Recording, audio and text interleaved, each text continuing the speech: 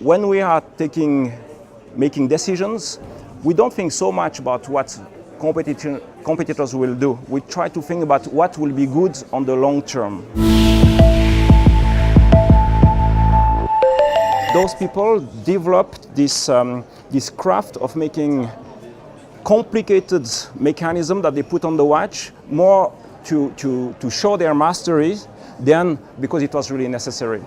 And when the arrival of the quartz watches in the 70s, you could say that the part which is linked to the time measuring instruments was not necessary anymore, because the quartz watch is more accurate than a mechanical watch. It's cheaper, so it has a lot of advantages. So the part which is useful kind of became secondary, and it's the mastery of the craft which is expressed into the watch that became really something extremely important. And in that respect, you could say that we were getting closer, artisan and artists were getting closer and closer. You could also see that in the fact that, for instance, you don't need to have a painting to cover the wall. Wallpaper will do the job, and you don't need to have a mechanical watch to tell the time. A smart watch will do the same thing. So what we are making today are objects, small mechanisms that talk much more to the heart than to the brain. And in that respect, it's quite close to what artists are doing.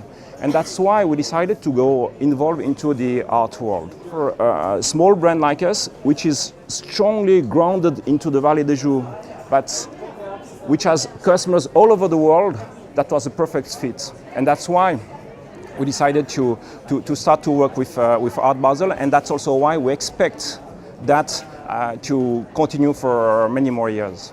You have different typologies of clients. You have people that will buy the watches because it's a standard to show that they have a lot of financial means, which are not the kind of customer we prefer. What we are looking for is for a customer who understands what is inside of the watch. We want them to appreciate the craft and the passion that our watchmakers have. And it's also it's important for us because we are extremely proud of what our watchmakers are doing, but it's also very important for the watchmakers, because when you spend, 6 to 8 months working on a single watch, it's when you have to sell it, it's a bit like if you had to give away your baby.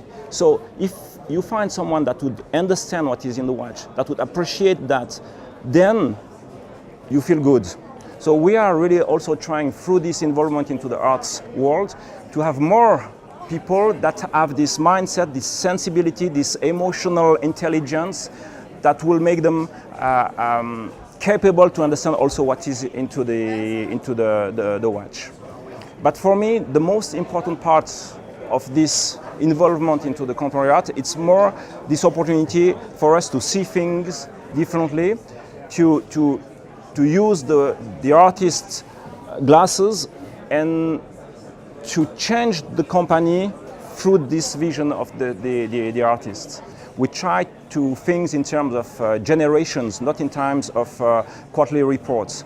So because of that, when everyone was moving into one market, we said, no, we want to continue to work on different markets, on markets which are more difficult than this one. And because of that, today we are in good situation. We had a very good year last year. Our results were even higher than our budget, and the first numbers that we have for this year are also online with that. So I think what is important is to understand what the purpose of your company is, and if you understand that, you can have this very long view. You can avoid making big mistakes. Another example is that we know that good things don't last for too long. We know that you always have to be careful, you have to balance your risk, and you have to make decisions that will have an impact on the long term. So, for instance, when I have to take an important decision, I try to think at the same time as what my grandfather 50 years ago.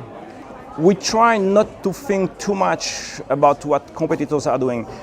For us, what is critical is to make sure that the company will continue and that the craft will continue.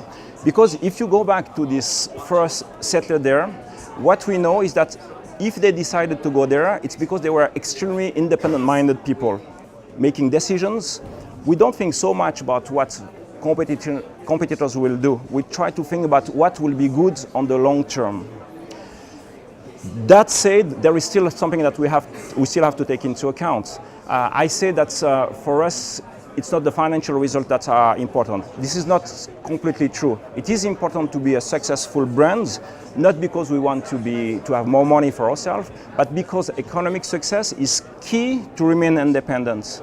And since the 70s, we've seen around us those big groups that started to buy independent brands, which means that it has obliged us to grow, because if we were too small, if we would have stayed too small, then we wouldn't have been able to survive as an independent brand. In my view, this is something that is useful, but only up to a certain stage of a company.